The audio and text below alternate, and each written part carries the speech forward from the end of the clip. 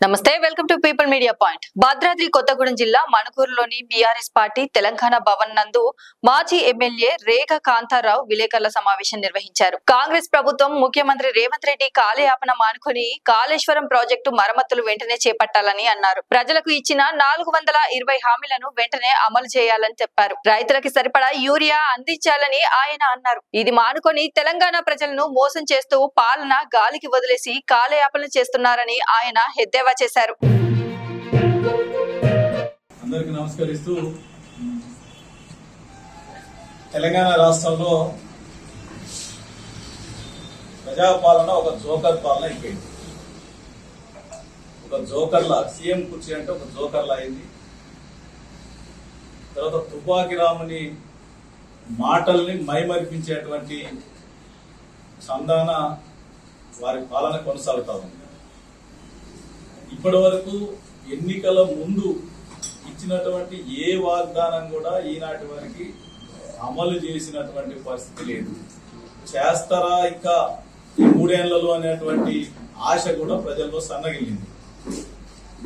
అట్లాగే ఎన్నికల తదనంతరం కూడా రకరకాలుగా మాయమాటలు చెప్తూ మభ్య పెడుతూ మళ్ళీ అదే తీరున ప్రజల్ని మళ్ళీ మోసం చేస్తూ కాలయాపన తప్ప కాంగ్రెస్ పార్టీ వల్ల ఒరిగింది ఏది లేదు. ఇది చాలా స్పష్టంగా కనపడతా ఉంది ఈ రాష్ట్రంలో.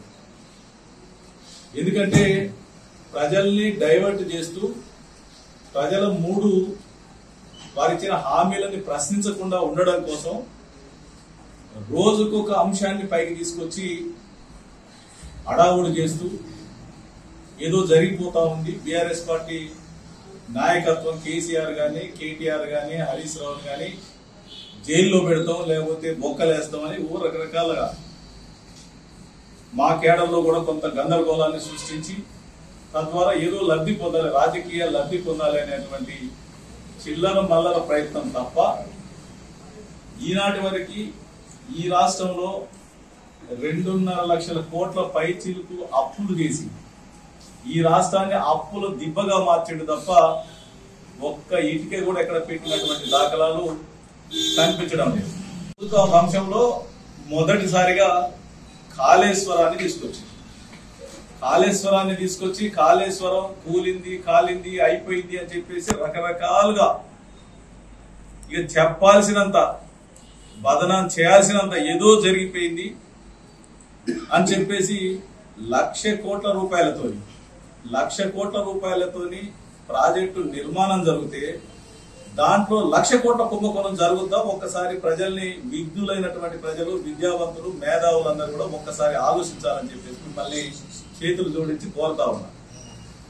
ఎందుకంటే అది అయ్యిందే 1,00,000 కోట్ల ప్రాజెక్ట్ అయితే 1,00,000 కోట్ల కుంభకోణం జరిగితే ఇవాళ ఇన్ని 3 బ్యారేజీలు ఇంత పెద్ద ఎత్తున మరి నిర్మాణం ఎట్లా జరిగింది? తెలంగాణ రాష్ట్రంలో 1 కోటి ఎకరాల మాగానే మాకు లక్ష్యంగా పనిచేసినటువంటి కేసీఆర్ గారు ఆనాడు 2014 కంటే ముందు ఈ దేశంలో 14వ స్థానంలో ఉన్నటువంటి ఈ రాష్ట్రం మరి ఈరోజు దేశంలోనే మొదటి స్థానానికి పోయింది.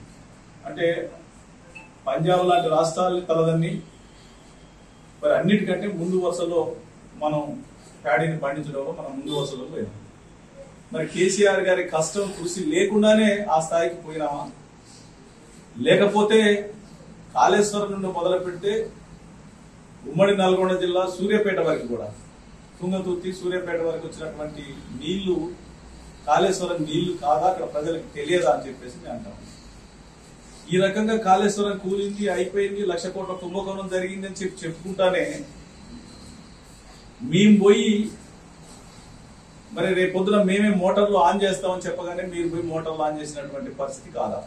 మరి ఆ నీళ్లు వస్తా ఉన్నాయి. ఈరోజు బాహుబలి మోటార్లు ఆన్ చేస్తే వచ్చేటువంటి నీళ్లు కాళేశ్వరం నీళ్లు కావా?